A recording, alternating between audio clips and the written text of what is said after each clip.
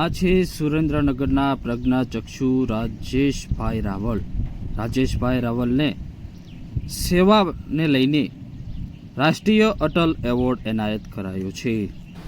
નમસ્કાર, હું રાજેશ રાવલ, નિર્ધાર વિધવા મહિલા કલ્યાણ ટ્રસ્ટ સુરેન્દ્રનગર. 1999માં 51 વિધવા બહેનોથી આ સંસ્થાનો પ્રારંભ થયો. આજે 1348 જેટલી વિધવા બહેનો આ સંસ્થા સાથે જોડાઈ તેના પુનર્વસન માટે, તેને સ્વાવલંબન મળે, રોજગારી મળે અને વિધવા બહેનો સમાજ જીવનના પ્રવાહમાં ફરી જોડાય એ માટે આ સંસ્થા કાર્ય કરી રહી છે.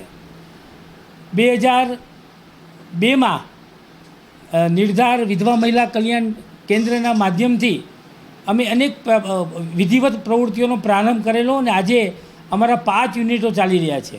એમાં ખાસ કરીને શ્રીમતી ચંદ્રાબેન મધુસૂદન શાહ શિવણ તાલીમ કેન્દ્ર, શ્રીમતી હર્ષાબેન પ્રકાશ કુંવરજી શાહ બ્યુટી પાર્લર તાલીમ કેન્દ્ર, રાધેશ્યામ કમ્પ્યુટર તાલીમ કેન્દ્ર, સ્મિતાબેન દીવી શાહ વિધવા માતા ભોજનાલય અને અમારા સ્પોકન ઇંગ્લિશના ક્લાસનો પણ એમાં સમાવેશ થાય છે. અમે વિધવા બહેનો, તેની દીકરીઓ અને સમાજના જુદા જુદા વર્ગના જે બહેનો છે, રિક્ષાવાળા, મજૂરી કામ કરનાર, ફેરિયા ભાઈઓ, કારખાનામાં કામ કરનાર, એવા જેની નિમ્ન આવક છે એવા પરિવારની દીકરીઓને અને બહેનોને આમાં તાલીમ આપીને એને પગભર કરવાનું અમે આયોજન કરી રહ્યા છીએ.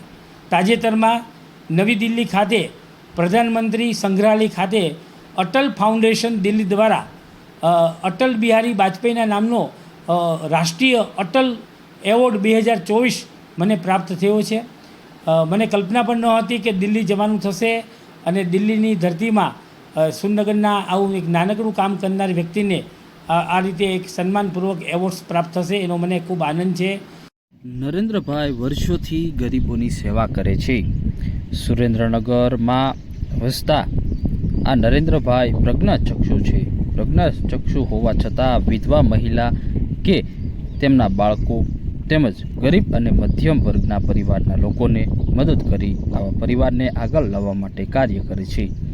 નિર્ધાર વિધવા મહિલા કેન્દ્ર છેલ્લા 25 વર્ષથી સેવાકીય કાર્ય કરે છે, જેમાં ગરીબ બાળકો માટે નિઃશુલ્ક ટિફિન સેવા, વિધવા મહિલાના બાળકો તેમજ ગરીબ પરિવાર, મધ્યમ વર્ગના બાળકો માટે સીવણ ક્લાસ, બ્યુટી પાર્લરના ક્લાસીસ, સ્પોકન ઇંગ્લિશના ક્લાસીસ તેમજ કોમ્પ્યુટર ક્લાસીસ ચલાવવામાં આવે છે, જેની ફક્ત 200 રૂપિયા ફી લેવામાં આવે છે અને બાળકોને ઉત્તમ શિક્ષણ પૂરું પાડવામાં આવે છે. આ હતા રાજેશભાઈ, જેઓનું અટલ ફાઉન્ડેશન દિલ્હી દ્વારા સન્માન કરવામાં આવ્યું છે.